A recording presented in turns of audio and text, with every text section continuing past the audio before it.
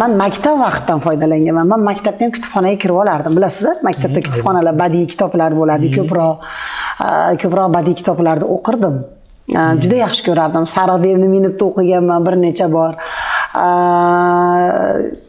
O'tgan kunlarda o'qiganman ko'proq chet el asarlarini o'qiganman, nomi esimda yo'q.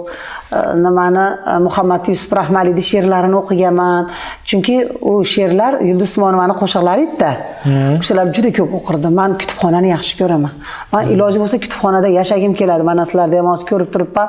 Har xil tillarda, har xil nashrlarda kitoblar bor. Xudo xohlasa, biz ham kitoblarimiz mana shu kutubxonalaringni javonlardan o'rin oladi degan umiddaman. Biz xursand bo'lamiz. Bundan faqatgina xursand bo'lamiz. Shoirlarni, yozuvchilarni shu dastxatlari bilan topshirilgan kitoblarni samimiyat bilan qabul qilamiz. Albatta beraman. Xudo xohlasa o'zim olib kelib topshiraman. Xudo xohlasa. Opa, keling shu o'rinda bir sizdan she'r eshitaylik. She'r. Mazmuni qanaqa bo'lsa, siz ayting-da, mavzuni ayting. Sizni har bir she'rlaringizni yaxshi ko'ramiz-da. Mavzu ona haqida aytaylikmi? Ona haqida eshitaylik unda. Har birimizga yoqadigan mavzuda bu. Onalarimiz ham nima deydi? Bir maza qilsin. O'zlari haqida she'rni eshitib, mana onalarimizni qarab turib qariganini ko'ramiz. Onalarimiz qariganini ko'rib, ayniqsa men onam yoshi katta bo'lgan sari sochlariga oq tushdi, yuzlariga ajin tushdi, oyoqdan quvvatlari ketdi, beldan quvvatlari ketdi. Bu hamma nimalar meni xatolarim deb o'ylayman. Chunki meni xatolarim onamni qaritdimi ekan. Biz umuman farzand xatolari, xatosiz jo'ratganmiz vaqtda gaplariga quloq solmaymiz, diqqat qilib qo'yamiz. Shunidanmi ekan deb o'ylab men shu bir she'r yozganman. Onajonlarimiz uchun. Sizni ranjitganman, bilmayin ko'p bor. Ko'zingiz yo'limga qilib intizor. Kechiring onajon, yig'lamang zinhor. Mening xatolarim qaritdi sizni. Ba'zida o'ylamay xafa qilganman. Ba'zida kuttirib sog'intirganman. Sochlaringizni men oqartirganman. Mening beboshligim qaritdi sizni. Yildan yillar o'tib nurab boryapsiz. Dardlarga bo'ysunib ko'nib boryapsiz. Ko'zimning o'ngida so'nib boryapsiz. E'tiborsizligim qaritdi sizni. Hayot sabringizni sinab to'ymadi. Ko'zingiz yoshini to'kib to'ymadi. G'am, alamlar sizni quvib qo'ymadi. Hayot tashvishlarim qaritdi sizni.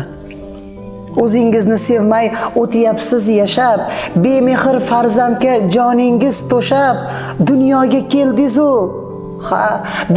keldiz-u, yurmadingiz yashnab, mening loqaydligim qaritdi sizni. Uzrni men faqat sizdan so'rayman. Jannati poyingiz ko'zga surayman. Joningiz jonimga asta o'rayman. Mening xatolarim qaritdi sizni. Mening loqaydligim qaritdi sizni. Sog' bo'ling opajon, juda ham yaxshi she'r. Shu har bir eshitgan odamni o'sha xatolarini onamizga qilgan o'sha nima desa bo'ladi, yoshligida baribir bo'ladi-yu. Bebosh bo'lganmiz, yosh bo'lganmiz, xafa qilib qo'yamiz bilib bilmay. Sog'intiramiz. Masalan, men ko'p sog'intiraman, onam Farg'onada, men Toshkentda. Shuning uchun shu ko'zlaringizni yo'limga qilib intizor degan ko'p musofir yurtda ko'p yurganmiz. Hozir ham bizni ko'p ayollarimiz, ko'p bolalarimiz musofirda. Ular ham onasi sog'inadi. O'zi bilmagan holatda qaritib boramiz onamizni. Shu mavzuda yozilganda men bitta narsani tomoshabinlarga aytmoqchiman. Oldingidaqa kutubxonalarga kirish yo'qoldi, agar bilsangiz. Oldin kutubxonalarga kirib olib, institut emas, oliygohlar emas, o'zi umuman kutubxonaga odamlar kirardi. Hozir odam vaqti bo'lsa internetda o'tirib. Masalan, meni internetda ishim aytdim sizga. Internetdaligim uchun majbur internetda o'tiraman. Shuni ishlab. Agar internetda bo'lmaganda men kitoblarni o'qib to'ymasdim. Men oldin birini olib borib, birini topshirardim. Topshirib kitob olardim. Yoshlik paytimda. Hatto bolali bo'lganimda ham yonimizdagi mahallaning kutubxonasiga chiqib kitob olib kitob o'qirdim. Men juda yaxshi ko'raman kitob o'qishni. Kutubxonani yaxshi ko'raman o'zim. Hozir imkoniyat yaratib bersangiz, kutubxonaga kelishar ekan. Albatta. Bizning kutubxonamiz har kuni o'sha o'quvchilar bilan, kitobxonlar bilan gavjumligini ko'rish mumkin-da. Mana hozir qaytib tushib ketayotgan vaqtda ham zallarni ko'rishingiz mumkin bo'ladi. Kompyuterlardan foydalanish, bepul o'sha Wi-Fi xizmatlaridan foydalanish, istagan kitobini topish mumkin.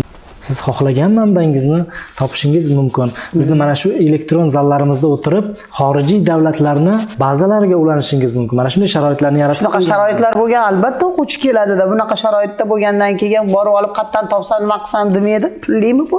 Yo'q. Bepul xizmat. Bepul xizmat. Bepul xizmat.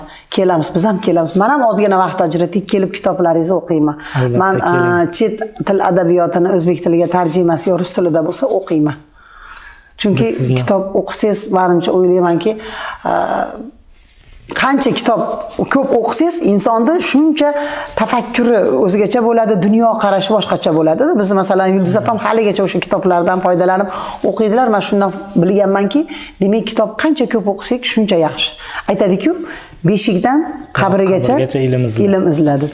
Sog' bo'ling, opa, sizni biz kutubxonamizda yana kutib qolamiz. Ilohim, zallarimizda o'tirib kitob mutolaa qilib o'tirganingizda, Lola opa kelibdilar deb oldingizga yana kamerani tutib borish bizga nasib qilsin. Xudo xolisa, albatta kelaman, ko'rib oldim kutubxonalaring. Juda ham yaxshi joyda joylashgan ekan.